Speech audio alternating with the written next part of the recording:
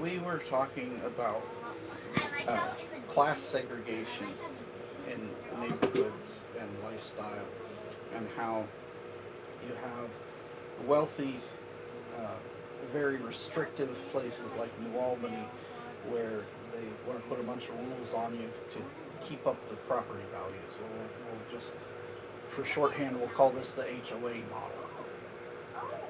And then you were talking about, um, you know, some ideal instead of saying, well, you can't have gardens and chickens and laundry out hanging out and stuff, that there would be uh, a different model neighborhood that valued that kind of sustainability, and then maybe it wouldn't be as affluent.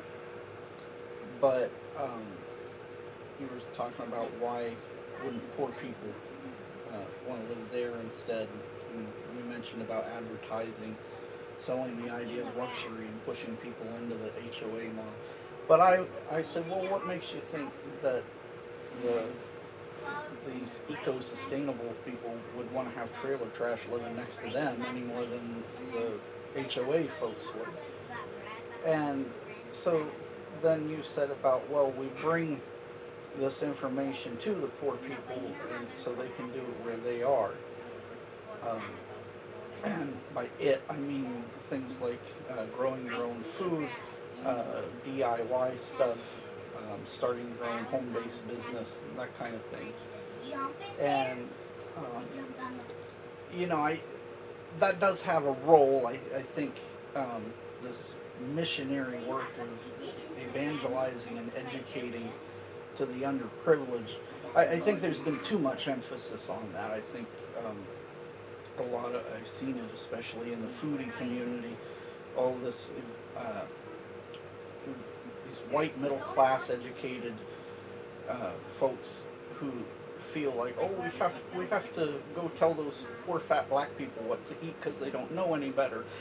And I don't think it's a data deficiency. I mean, maybe a little bit, and it helps to expose folks. And if you can equip someone with skills to live healthier or more sustainable or whatever, that's great. But don't assume that people are idiots. I think the greater impediments to the poor aren't a lack of knowledge, but rather, on one hand, a lack of resources. They don't have the land to grow their food. They don't have the the physical structures to store products to sell or to host clients. They don't have the vehicles or whatever other equipment to run their businesses. So they have a deficiency of resources, of capital, to pursue their goals of independence. And the other is external rule. You get all these. Oh, are we running out of? Okay. You get basically the people who are in the HOA community appointed to rule over the poor, and to say, well, these are our standards, our lifestyle. We don't want all this messiness, and since we don't like it, you can't have it either. And that's like how we have here, Mifflin Township.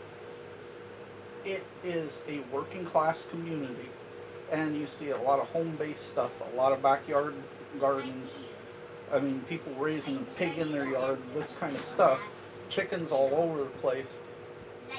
But every single one of our township trustees lives in Gahanna, which seceded from the township by incorporating and becoming an incorporated city. That is very tight in their restrictions about what you can do on your property. And it's this colonialism, this idea that, the rich with their tight restrictive, oh, you can't do it yourself, are going to make rules for the people who live over here. That's the impediment. And I was recounting the story of when we went to the Athens Sustainability Fair several years back, and we attended a class on composting by someone from OSU, and You know, he was saying, oh, well, this is how you should do it, and talked about rain gardens and stuff, and I said, hey, that's lovely, I'd love to do all of that, but it's not that I don't know how, it's that these bastards won't let me. You know, I do exactly what you say and build a compost pile, and then someone from the health department shows up and says, you can't do that. You know, Swaco puts on their website, oh, you should build a rain garden. Then you put it in a rain garden and you get cited for not mowing your weeds. This is a problem.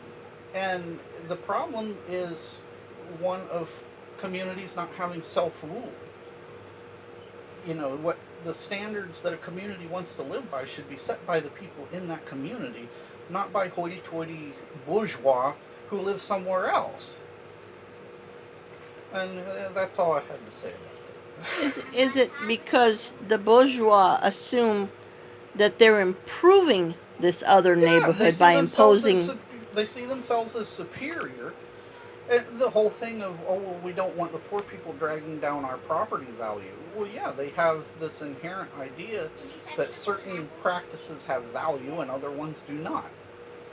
You know, I know people who prefer to have their grass long. They want to have, you know, this natural prairie thing, and you know, that's a value of theirs. But then you have other folks who say, ew, that's trashy, it looks neglected, and they want this ordered, manicured looking thing. Both are subjectively equal. They're personal preferences. But the people who prefer the manicured look get themselves in charge and get to tell the other person. And, you know, it's one thing if they live next door to each other. Then that's a debate to be had. But when the folks with the manicured lawns all live on one end of town and they're trying to tell the people on the other end of town, well, you can't do that. Yeah, there's this definite sense of superiority about, oh, well, they don't realize what they're doing to themselves, or they don't understand how they're dragging themselves down. And they're dragging themselves down by the standards of the other community, Yeah. not by their own standards and not by the lifestyle that they choose to lead or Right. by their values. Mm-hmm.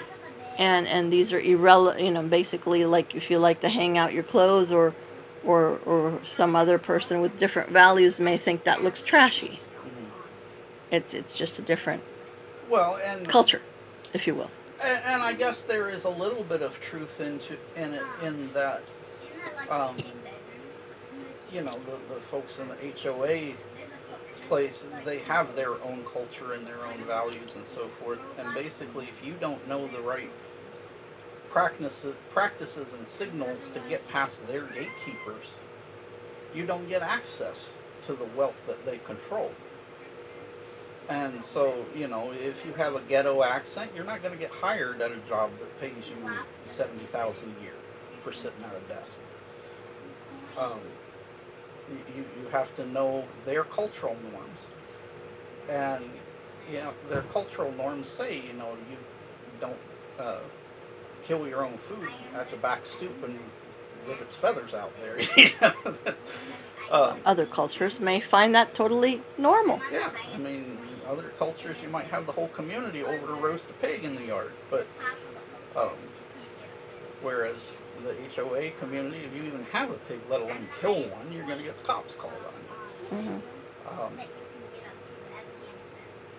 But yeah, it's cultural colonialism.